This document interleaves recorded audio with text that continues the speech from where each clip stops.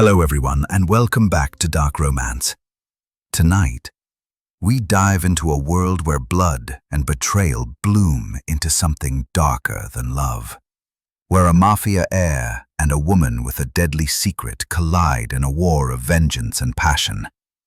This is blood-stained Vows.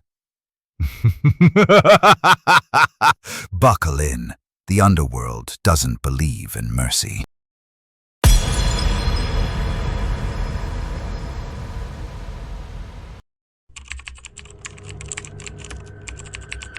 The gun was cold in her hand. Not because she planned to use it tonight. No, not yet. Tonight was just reconnaissance. But she needed to feel its weight, the reminder that she wasn't powerless anymore. Not the girl who cried in the dark after her father never came home. Not the girl who begged the cops to care. Not Ray Callahan. Not anymore. Tonight, she became someone else. The rain shimmered on the marble steps of the Moretti estate like spilled oil, reflecting the light of 100 chandeliers inside. The gates had opened like jaws when she gave the fake name. Ray stepped from the black car, her heels sharp against the pavement, her red dress a warning she hoped they wouldn't notice until it was too late. She walked into the lion's den with a smile on her lips, then murder in her heart. Inside, it smelled of wealth, violence, and something older, like smoke and secrets that never left the walls. The ballroom was packed with men in suits who had killed to be here, and women who knew better than to ask how. And then, him, Luca Moretti. He stood on the balcony, half in shadow, black suit tailored like a second skin. A glass of whiskey in one hand, his other hand resting lightly at his side, near a hidden weapon, she was sure. He looked like sin carved from marble, and he was the reason her father died. Ray's fingers curled into her clutch, steady. Luca's eyes met hers, dark, cold, and far too calculating. The crowd faded, music blurred, and she knew. He saw through her already. Not her lies, not her plan, but the darkness inside her. A slow, deadly smirk touched his lips. "You're not on the guest list," he murmured as he approached. His voice, velvet soaked in poison. "But you walked in like you owned the place." Ray tilted her head. "Maybe I do." He stepped closer. Too close. His cologne was danger, expensive, addictive. "What's your name, ragazza?" His voice dropped, and the word coiled like silk around her throat. She smiled. "Wouldn't you like to know?" The first shot hadn't been fired yet, but war had already begun. Luca Moretti had seen 1,000 beautiful women. They dripped from his world like wine from a glass. Disposable, intoxicating, sweet when it served them. But this one, this woman in red, with a smirk like a loaded weapon, she wasn't sweet. She was poison, and he fucking liked the taste. He circled her like a wolf, his gaze trailing down her throat, across the delicate curve of her waist. His men watched from the shadows, waiting for his signal. Was she a threat, a toy, or something else entirely? "You walked into my house," he said, voice low. "Without a name, without fear. That makes you either stupid," he leaned in, his breath brushing her ear, "or dangerous." Ray didn't flinch. If anything, she leaned in too. "Maybe I'm both." Luca chuckled. It wasn't kind. It was sharp, cutting, a sound that meant power. "I should have you searched, dragged out, shot for stepping where you don't belong. Then why haven't you?" Their eyes locked. Enemy eyes. Hunter and hunted, and neither willing to be prey. Ray's blood burned under her skin. She had studied him for months. She knew his patterns, his weaknesses, his cruelty. But nothing had prepared her for being this close. Nothing had warned her that standing before him would feel like dancing on the edge of a knife. He stepped aside just enough for her to pass. "You want to stay?" he asked. "Fine. Let's see if you survive." She didn't look back. As she walked deeper into the mansion, the walls seemed to whisper his name. Luca, Moretti, killer, king, monster. She found a quiet corner by the bar, watching the crowd, calculating exits, memorizing faces, but her skin still tingled from where his breath had touched her. She hated that. And worse, she didn't know if it was hate at all. Upstairs, Luca watched from the cameras. "No file on her." His right hand, Marco, said. "No ID. She's not on any guest list." "I know," Luca replied. "You want me to dig?" He leaned forward, eyes locked on the screen where she stood like fire in a room of shadows. "No," Luca said. "I'll find out exactly who she is. Myself." Ray hadn't planned to stay this long. She was supposed to slip in, observe, and vanish like smoke. But something had shifted. Something dangerous. She'd caught his eye. And now she was playing a game she couldn't walk away from. And then came the moment she hadn't expected. A quiet room, a closed door, 3 powerful men arguing, eyeing over territory and blood, and her name, or rather her fake name, slipping from Luca's mouth like a weapon. "I vouch for her," he said, smooth as silk and sharp as steel. "She stays with me." The room fell silent.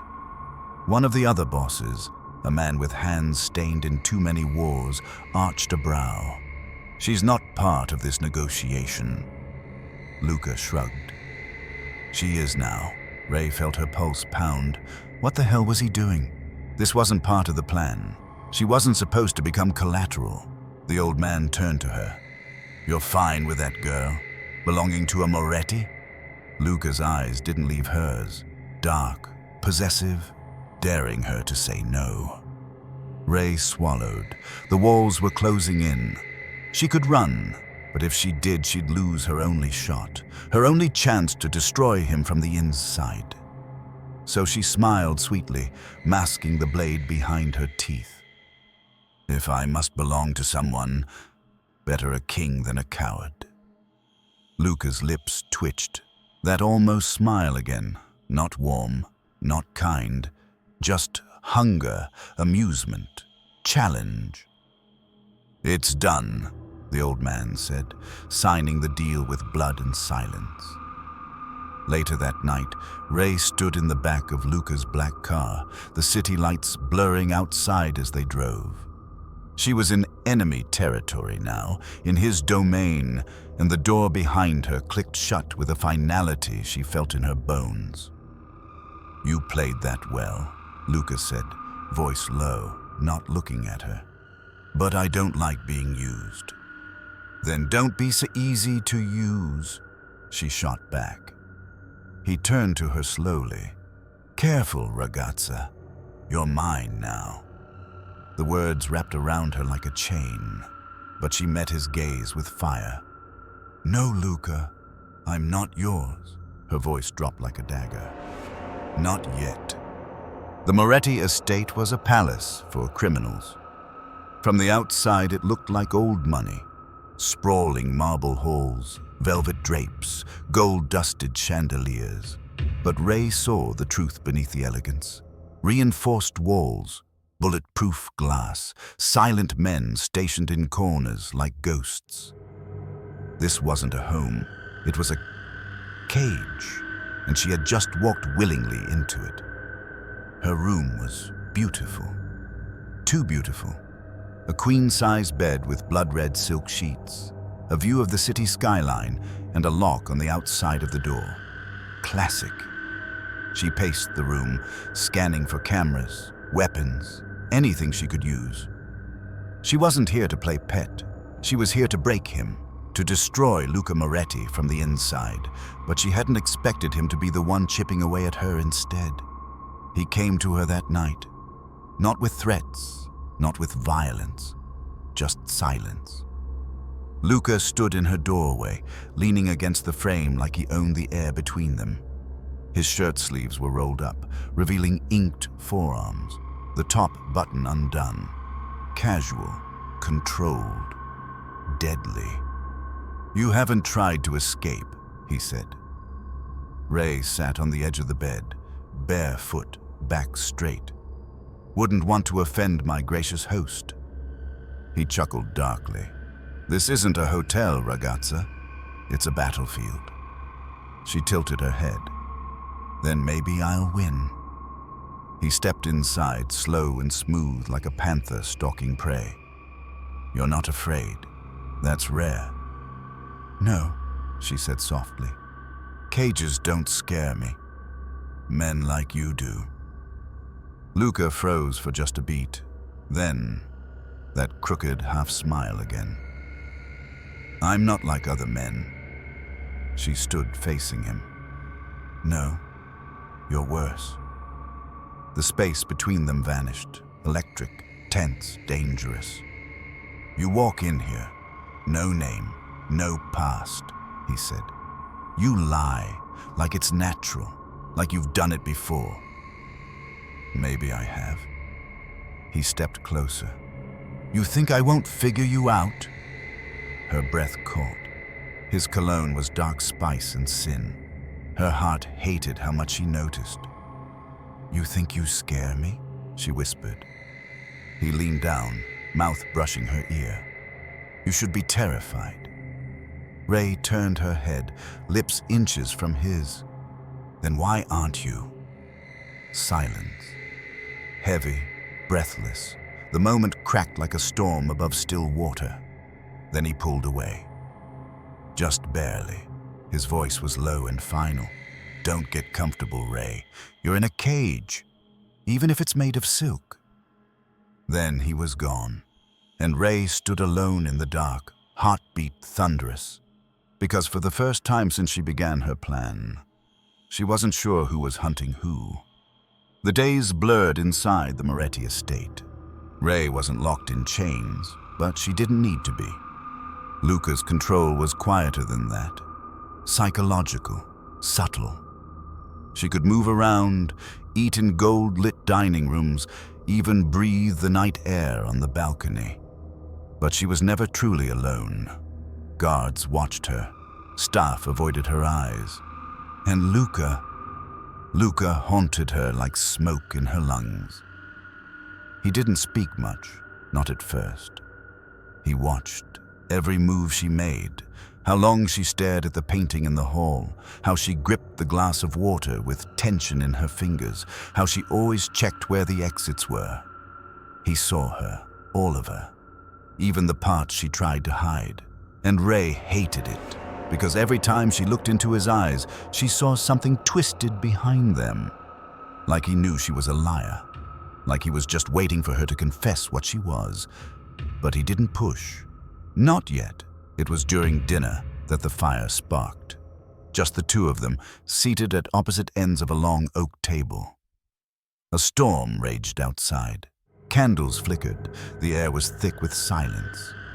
He watched her take a sip of wine, his voice finally breaking the tension. "Tell me, Ray, what are you really doing here?"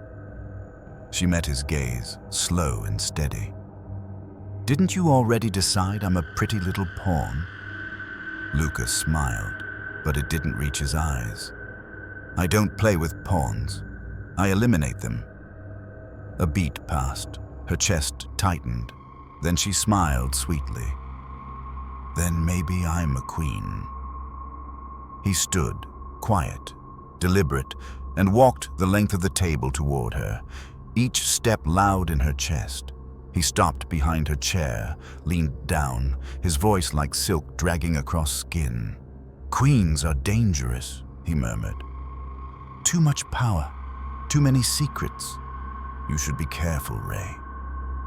She looked up at him over her shoulder. Her voice was ice. So should you. That night, she stood on the balcony alone, the wind pulling at her hair. Luca joined her again, silently, a glass of whiskey in his hand.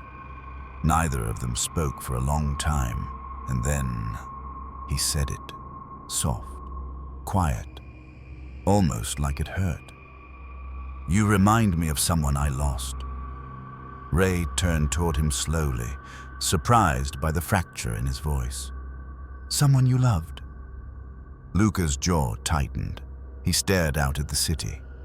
"Someone I couldn't save." Something sharp pulled inside her chest. She didn't want to feel for him. She couldn't, but she did, even if she hated herself for it. When their eyes met again, the air cracked like fire. Neither moved. Neither gave in. But something between them had already started to burn, and neither of them was going to survive the flames. It was past midnight when Ray found the hidden room. The Moretti estate was a maze of secrets, but Luca had left one door cracked open, just enough to tempt her. She crept inside. The room was lined with black filing cabinets, digital monitors, and walls covered in surveillance photos. Men, maps, blood-stained documents, and on one screen, her face. Ray froze. The picture was from months ago, her real identity, her real name. Callahan. Her stomach dropped. He knows, but why hadn't he said anything? Before she could run, the door creaked. She turned.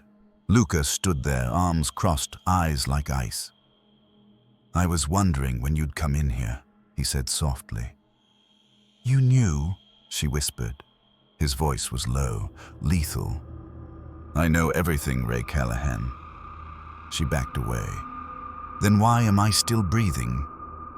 Luca stepped closer. "Because I wanted to see if the liar could become something else." His eyes weren't just watching her now. They were devouring her. "You came here to destroy me," he said.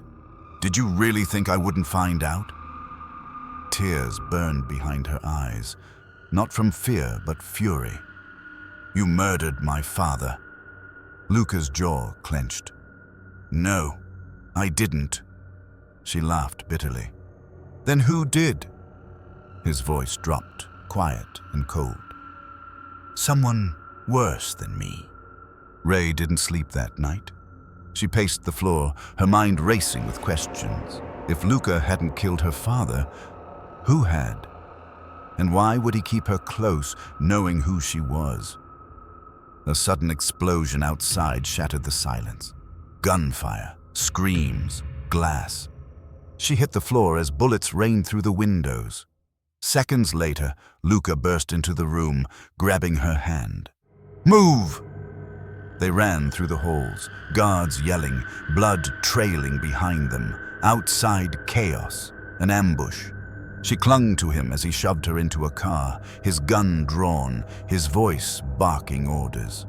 They drove fast, rain streaking the windows.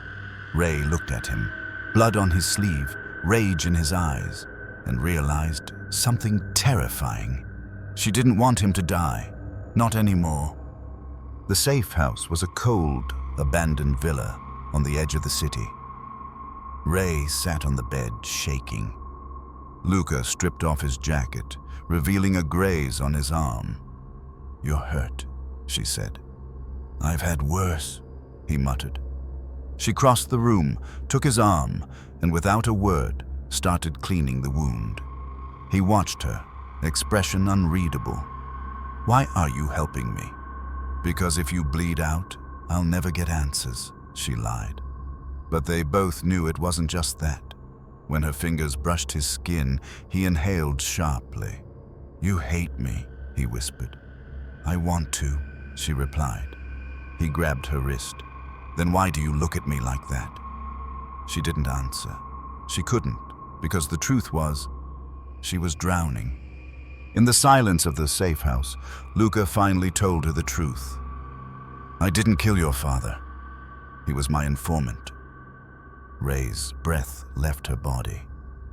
Luca continued. He was working with me to take down one of the syndicates from the inside. Someone found out, and they made it look like I did it." She shook her head, but the pieces started falling into place. Her father's warnings, the late-night calls, the paranoia. Everything she thought she knew was wrong. She sank onto the bed, numb. "I wasted years hating you," she whispered. Luca knelt in front of her, eyes burning. "No," he said, "you are surviving." She looked into his eyes and saw something terrifying, something beautiful, understanding. And for the first time, she didn't see a monster. She saw a man. Morning came. The storm had passed, but something colder was waiting. Ray stepped outside to clear her head and saw it. A phone, left carelessly on the table. One of Luca's men, distracted. She could call for help, call the man who trained her to take down the Morettis. She still had the number memorized. Her fingers hovered over the screen. One call, and it's over. But her heart cracked, because now it wouldn't be revenge. It would be betrayal. She made the call, but as soon as she hung up, her body went cold. She had just betrayed the only man who had ever truly seen her. And in a few hours, Luca Moretti would be dead. Because of her. The air inside the glass penthouse pulsed with low music and secrets. Cold steel met golden champagne, and powerful men in tailored suits surrounded them, all shadows of the underworld. But all she could feel was him. Dante stood by the floor-to-ceiling windows, the city lights casting harsh reflections against his sharp jawline. His presence alone silenced the room, commanding it without saying a word.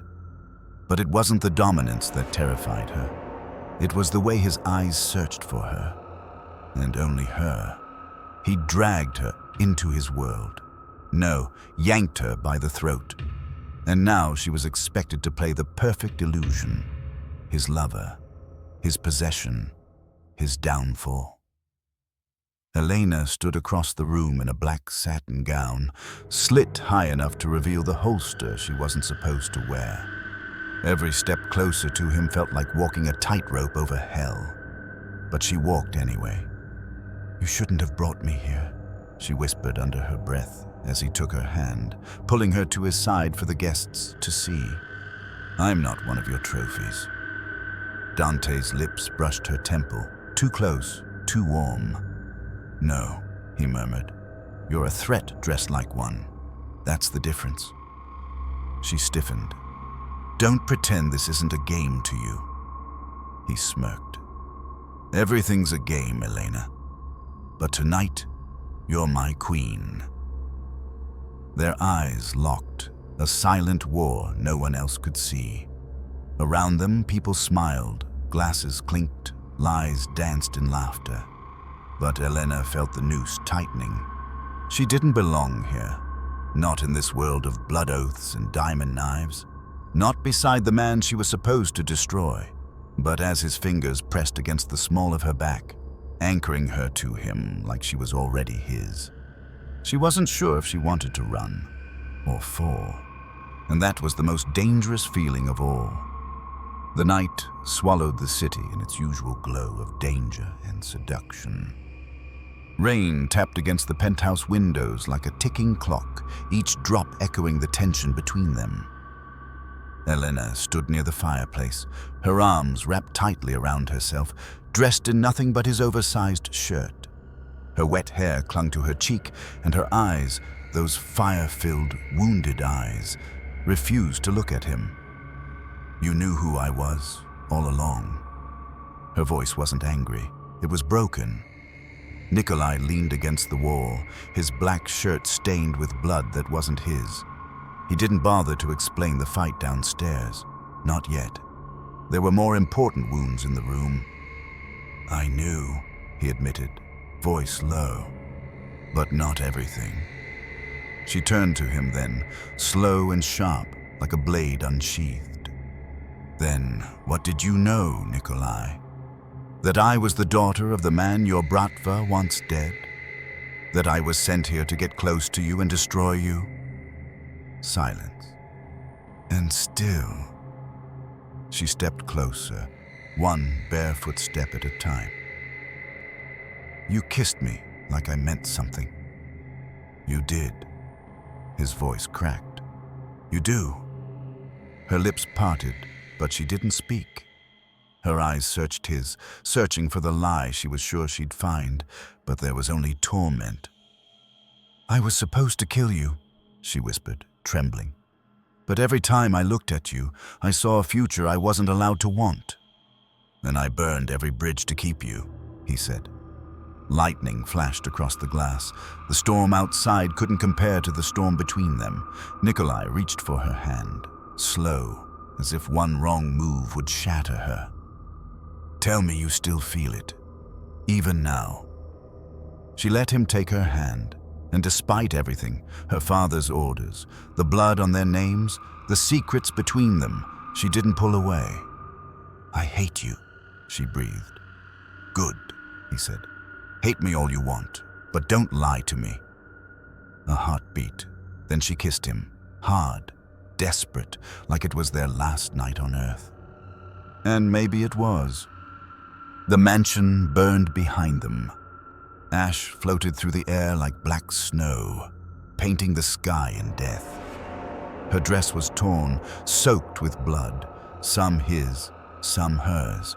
Her eyes, wide and glassy, locked onto him as he stood there in front of the wreckage with a gun still in his hand. He'd done it. He'd killed the man who made her life a living hell, the man who had once raised him like a son. Luca turned to her slowly, his chest rising and falling with exhaustion, rage, and something more dangerous, love.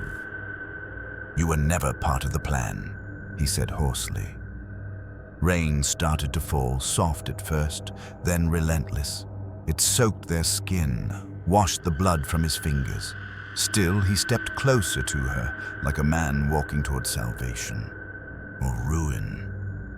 "And yet, here you are," she whispered, "standing between me and everything I ran from." He reached for her trembling hands. "No more running."